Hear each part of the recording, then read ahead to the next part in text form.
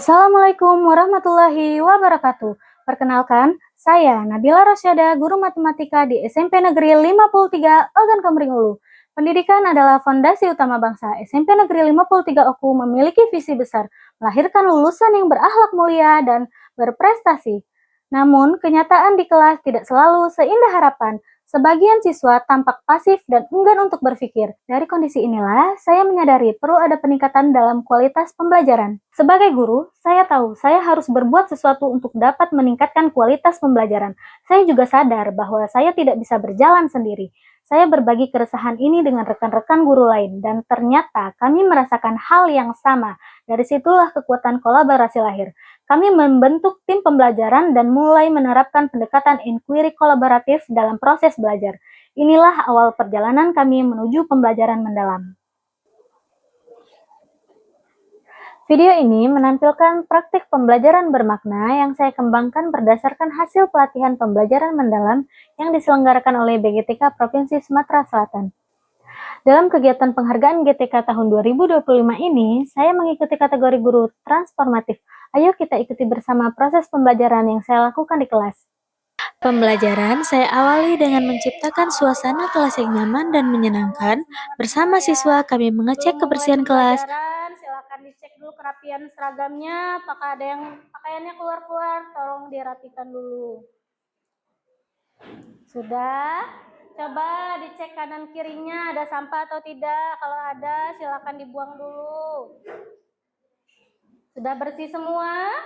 Ya, alhamdulillah sudah bersih. Karena ingat ya, kebersihan itu adalah sebagian dari iman. Kalau lingkungan belajar kita bersih, pembelajaran kita akan nyaman. Untuk memulai pembelajaran pada pagi hari ini, tolong ketua kelas dipimpin doanya.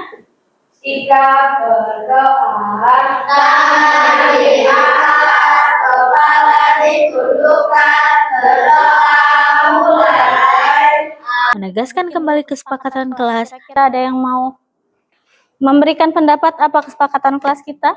Kita dalam kelas ini kita harus menaati kesepakatan kelas yang sudah kita buat ini.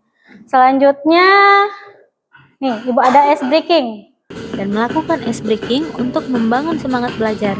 Kegiatan sederhana ini menumbuhkan rasa tanggung jawab dan kebersamaan dalam lingkungan belajar, dan tentunya hal ini akan membawa dampak positif dalam mencapai tujuan pembelajaran. Saya selalu membuka pembelajaran dengan mereview pelajaran sebelumnya sebagai persepsi agar siswa dapat mengaitkan konsep lama dengan yang akan dipelajari. Untuk menumbuhkan rasa ingin tahu, saya memberikan pertanyaan pemantik sederhana namun kontekstual. Berikut suasana pembelajaran ketika siswa menalar makna di balik pertanyaan tersebut. Iya, 5 menit misalnya. Dalam satu hari itu ada berapa sholat wajib? 5. Kalau misalnya satu kali sholat kalian memerlukan waktu 5 menit. Jadi kalau dalam satu hari berapa kira-kira? 25 menit. Nah, itu tadi sedikit cuplikan proses pembelajaran di mana saya memantik siswa dengan satu pertanyaan sederhana untuk menemukan konsep perkalian bilangan bulat. Berikut kegiatan pada materi lain, tepatnya menemukan konsep perkalian dan pembagian pecahan. Pada kegiatan pertama, siswa saya ajak menalar makna perkalian pecahan melalui konteks yang dekat dengan kehidupan mereka. Misalnya, saat berbagi potongan kue atau membandingkan bagian yang dimiliki dua orang teman. Mereka menggambarkan pecahan dalam bentuk visual, kemudian menyimpulkan sendiri bahwa perkalian pecahan berarti mengambil sebagian dari sebagian lainnya. Dengan begitu, siswa memahami bahwa hasil perkalian pecahan justru lebih kecil dari bilangan semula.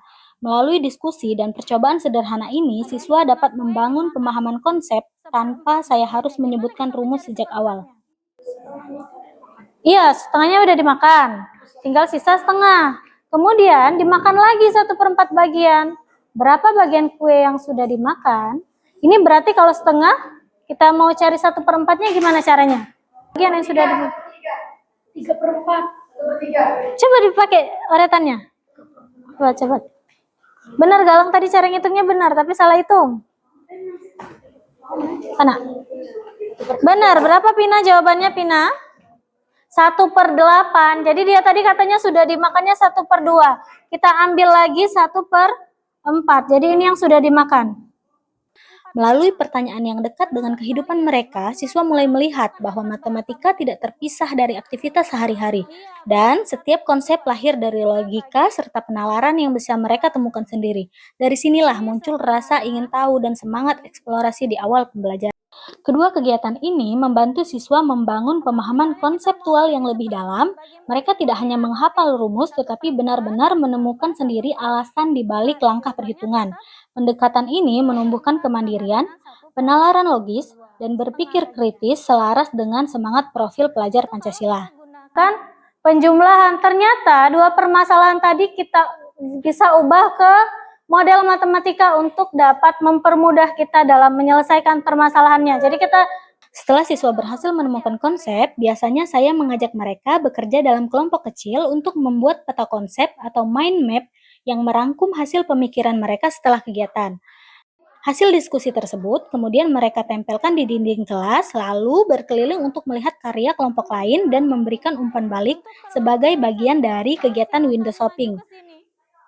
Melalui kegiatan ini, siswa belajar berkomunikasi secara efektif, bekerja sama, saling menghargai pendapat teman, serta menumbuhkan kepercayaan diri dalam menyampaikan ide-idenya. Selain memahami konsep, saya juga menanamkan nilai-nilai karakter seperti jujur, tanggung jawab, dan disiplin waktu. Nilai-nilai ini tumbuh secara alami selama proses belajar, ketika siswa berdiskusi, bekerja sama, dan menghargai pendapat teman. Atau sudah lengkap. Kelompok berapa ini, Bu? Kelompok 1. Tulis kelompok kalian di atasnya. Yang penilainya. Kelompok berapa kalian? Kelompok 3. Tulis. Nah, udah boleh lah. Harus kalimat positif lah.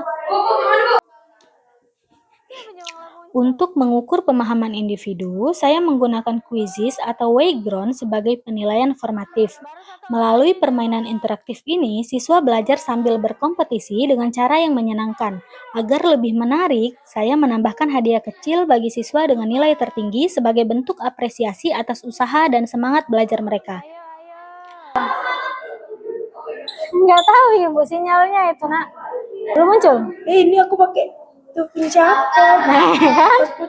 Udah kalian ulang. Kalah. Kan masih ada 4 soal lagi. Ya, siapakah?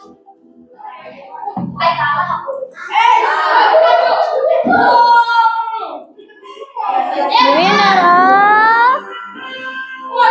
Oke, tepuk tangan untuk Aska, Gofur, dan Kayla. Silakan maju ke depan.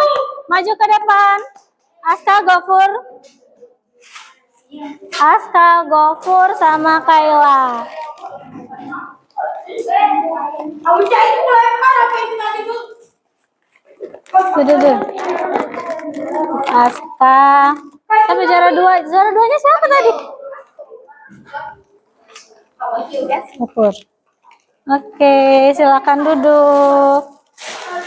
Sebagai penutup pembelajaran, saya memberikan Padlet sebagai sarana refleksi akhir. Di sana, siswa menuliskan kesan, pemahaman, dan pertanyaan mereka tentang materi hari ini.